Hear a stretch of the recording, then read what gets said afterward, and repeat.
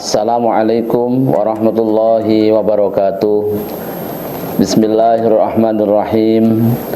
Alhamdulillahilladzi anzalal furqana ala abdihi liyakuna lil alamin nadhira. Asyhadu an la ilaha illallah wahdahu la syarikalah. Syahadatan tunji qailaha min ahwali yaumil jaza.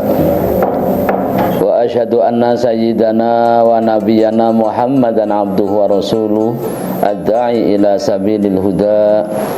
Allahumma sholli wa sallim wa barik wa azim ala hadzal nabiyil karim sayyidina Muhammad wa ala alihi wa ashabihi min ahli sidqi wal wafa. Amma ba'd. Kaum muslimin wal muslimat rahimakumullah. Alhamdulillah wa syukrulillah, kembali kita dipertemukan oleh Allah Subhanahu wa ta'ala dalam suasana yang berbahagia, mengikuti kajian Ramadan pada bulan Ramadan tahun ini 1443 Hijriah. Semoga Allah Subhanahu wa ta'ala senantiasa memberikan kekuatan lahir batin kepada kita semuanya, sehingga bisa melaksanakan amaliyah Ramadan. Siang bisa berpuasa Ramadan, malam bisa tarawih dan mengerjakan amal soleh lainnya yang dapat mendukung, menambah-nambah pundi-pundi amal soleh selama dalam bulan suci Ramadan ini. Salawat salam semoga senantiasa tercurah pada junjungan kita Nabi Agung Muhammad sallallahu alaihi wasallam, keluarga juga sahabatnya, sampai kepada kita semua para umatnya. Kaum muslimin wal muslimat yang dirahmati Allah, untuk menguatkan tentang kenabian seorang nabi, maka Allah Subhanahu wa ta'ala menganugerahi kepada semua nabi-nabinya, terutama nabi-nabi yang mendapatkan gelar ulul azmi, sebagaimana Allah menurunkan kitab suci Zabur, menurunkan kitab suci Taurat, juga Allah menurunkan kitab suci Injil. Begitu juga Allah Subhanahu wa ta'ala menurunkan Al-Quranul Karim sebagai mukjizat terbesar bagi Nabi kita Muhammad sallallahu alaihi wasallam, dan yang dipedomani, diamalkan, dikaji, dipelajari oleh seluruh umat Islam, supaya umat Islam betul-betul mengenal dan tahu tentang Al-Quran itu sendiri sebagai mukjizat terbesarnya Muhammad dari Allah Subhanahu wa ta'ala. Kaum muslimin wal muslimat yang dirahmati Allah Subhanahu wa ta'ala, Al-Quran diturunkan kepada Nabi kita Muhammad sallallahu alaihi wasallam itu mempunyai maksud, mempunyai tujuan sangat banyak.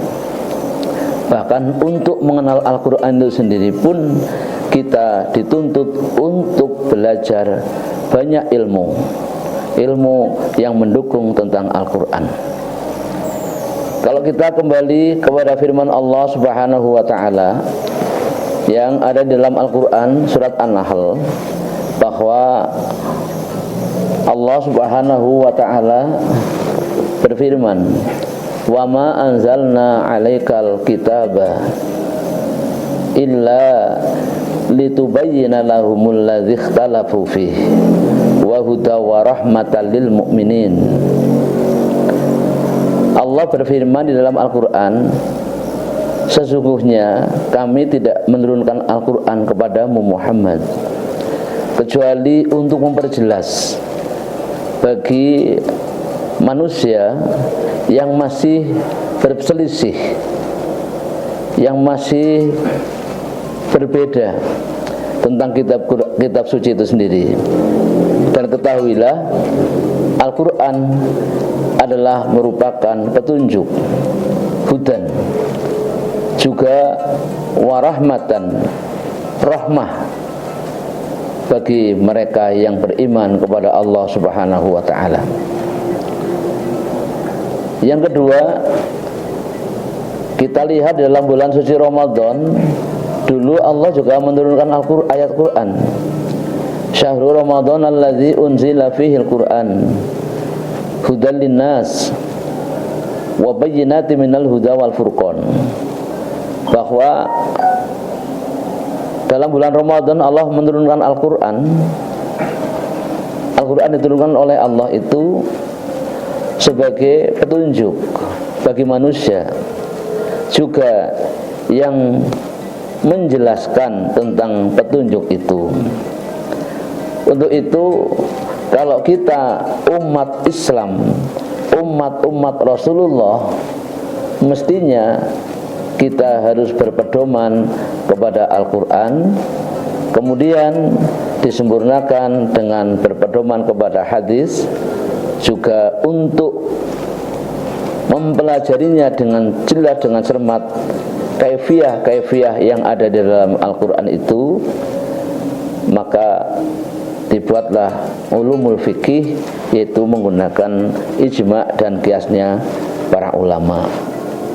Ini baru kita nanti bisa memahami tentang Al-Quran itu sendiri.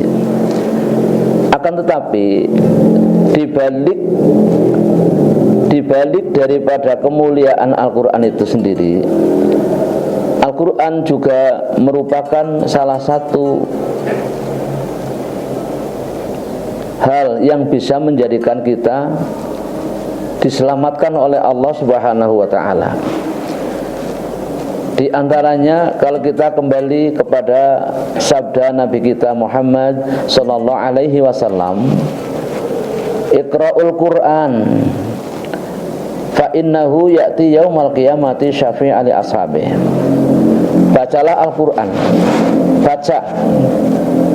Dalam hadis itu disebutkan Rasulullah itu menganjurkan kepada kita, menyuruh kepada kita, memerintahkan kita untuk membaca.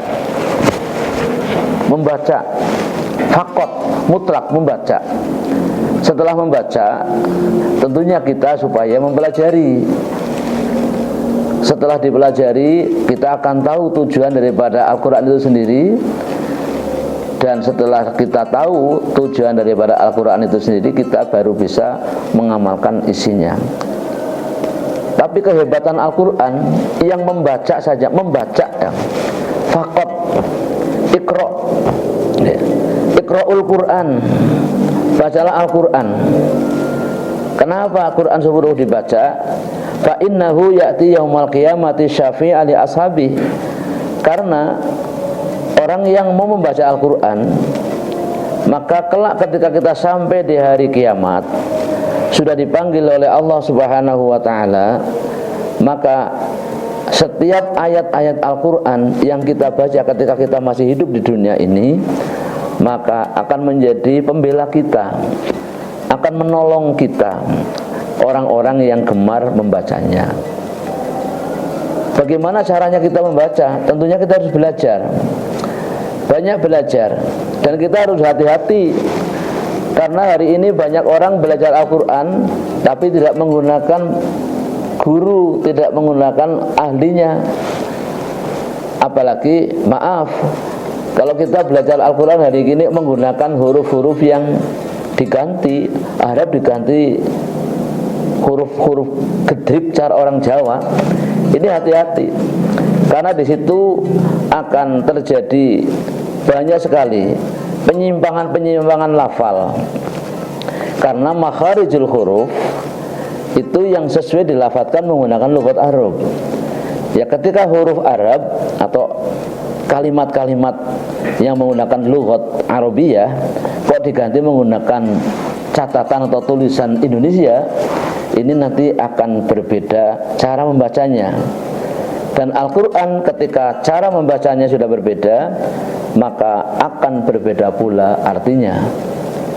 Ketika kita membaca Al-Quran sudah salah membaca, kemudian artinya berbeda, maka itu bertentangan dengan isi kandungan Al-Quran.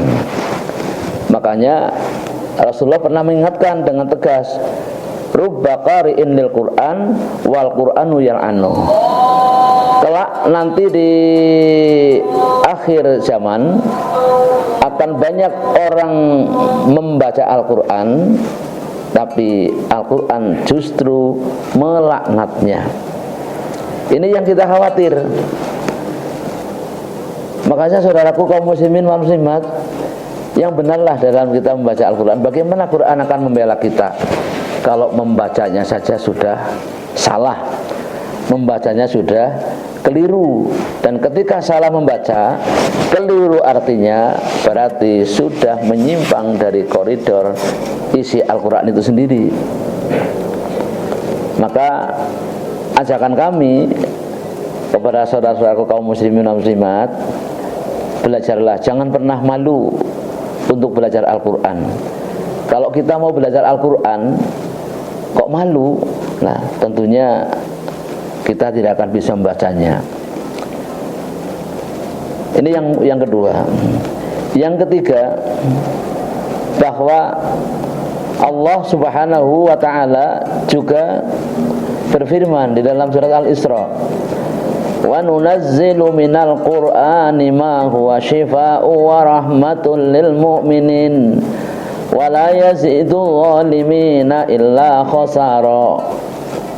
Allah juga menurunkan Al-Quran kecuali sebagai hudan, sebagai rahmah bagi setiap yang beriman kepada Allah, tapi Al-Quran juga sebagai syifa. Al-Quran sebagai penawar, sebagai obat. Apa maksudnya Al-Quran sebagai obat? Bisa saja obat hati, obat batin, juga obat zahir. Maka dari itu, mari kita bersama-sama belajar Al-Quran. Karena demi Allah, sampai kiamat pun kita tidak akan bisa mempelajari Al-Quran dengan secara detail, secara langsung, tidak. Minimal kita mengenal dari pokok-pokok daripada Al-Quran. Yang pertama, mengetahui cara membacanya, cara membaca yang benarnya. Ini tentunya kalau kita ingin menjadi orang yang dibela oleh Al-Quran, maka kita belajarlah Al-Quran agar kita cara membacanya benar. Ketika kita membacanya benar, berarti kalimatnya benar. Kalau kalimatnya benar, ya otomatis maksudnya juga benar. Maka benarlah apa yang sering kita baca menggunakan kalimat shadaqallahul azim. Karena yang maha benar hanya Allah Subhanahu wa ta'ala. Allah maha benar, tapi kita juga diberi kesempatan untuk belajar agar menjadi orang yang benar di dalam membaca dan memahami Al-Quran. Yang berikutnya, dari sisi makna, maaf, memaknai Al-Quran itu juga tidak sebagaimana memaknai kalimat-kalimat yang lain. Karena dalam Al-Quran ini banyak sekali kajian-kajian ilmu di dalamnya, yang tidak hanya sekedar langsung dibaca kemudian rampung, enggak. Dah shadaqallahul azim beres, enggak. Tapi di dalam Al-Quran banyak sekali ilmu-ilmu yang ada di dalamnya. Contoh, kalau kita mau belajar makna Al-Quran, di awal surah Al-Baqarah saja ada kalimat, ada ayat alif lam mim. Alif lam mim. Sampai hari ini itu tidak ada mufasir yang mengatakan atau yang mengartikan lafal alif lam mim. Dalam setiap kitab lafal atau ayat alif lam mim, ya pasti ditafsiri wallahu a'lamu bimuradi. Hanya Allah yang tahu tujuan daripada alif lam mim itu sendiri. Lah meskipun demikian, Allah Subhanahu wa ta'ala melalui Rasulullah Muhammad menjadikan Al-Quran ini sebagai penawar kita.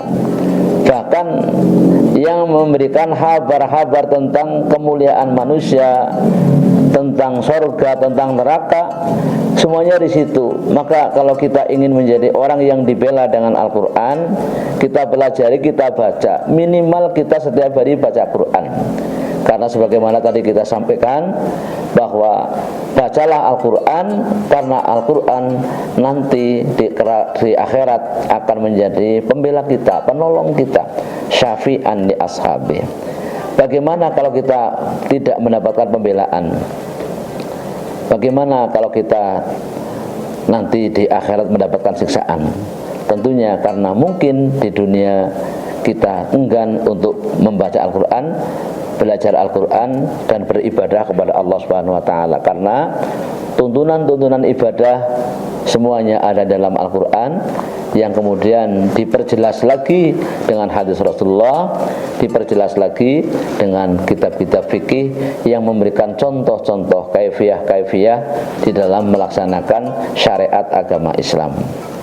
Kaum muslimin wal muslimat rahimakumullah, yang berikutnya, jangankan kita yang membaca, mendengar Al-Quran dibaca saja, kita sudah mendapatkan bagian daripada kemuliaan Al-Quran. Kemuliaan Al-Quran, kita akan menjadi orang yang mendapatkan pahala besar disebabkan karena kita banyak mendengarkan Al-Quran ketika dibaca. Mendengarkan saja pahalanya begitu besar, apalagi kalau kita membaca. Jadi pada intinya, kesimpulannya, orang-orang yang akan dibela oleh Al-Quran adalah orang-orang Islam atau umat-umat Rasulullah yang senantiasa menjadikan Quran sebagai imamnya. Yang kedua, orang-orang yang menjadikan Al-Quran sebagai pedomannya. Kemudian yang ketiga, yang akan dibela oleh Al-Quran, orang-orang yang terbiasa dengan membaca Al-Quran, selalu ingat kepada Al-Quran dan banyak mempelajari Al-Quran, apalagi sampai lebih utama menghafalkan Al-Quran. Orang yang bisa menghafalkan Al-Quran sampai hafal 30 juz, maka tidak ada tempat yang layak bagi mereka kecuali surganya Allah Subhanahu wa ta'ala. Maka ketika kita suka membaca Al-Quran, bahkan menjadi kebiasaan kita, jangan pernah kita lewatkan membaca Al-Quran, meskipun kita membacanya tidak harus banyak. Karena begini, al-istiqomatu afdalu min alfi karomah. Istiqomah itu akan lebih utama daripada 1000 keramat. Orang yang membaca Al-Quran tapi istiqomah, satu hari 10 ayat, atau mungkin 5 ayat lah. Habis sholat 2 ayat, tapi rutin, istiqomah, itu akan lebih baik, bahkan lebih berpahala daripada panjenengan sekali baca khatam 30 juz, setelah itu 3 tahun tidak pernah baca Quran. Ini juga tidak dianggap sebagai yang baik, tapi yang akan lebih baik ketika kita rutinkan dalam hidup kita, rutinkan dalam hari-hari kita untuk dibaca. Jangan lupa diajarkan kepada anak cucu kita agar mereka juga semuanya kelak menjadi ahli Quran. Ketika anak cucu kita menjadi orang-orang yang ahli Quran, tentunya kita juga semuanya nanti akan dibela oleh Al-Quranul Karim kelak di yaumil qiyamah. Kaum muslimin wal muslimat rahimakumullah, selamat menjalankan ibadah puasa Ramadan. Demikian yang saya sampaikan, kurang lebihnya mohon maaf. Wallahul muwaffiq ila aqwamit thoriq. Wassalamualaikum warahmatullahi wabarakatuh.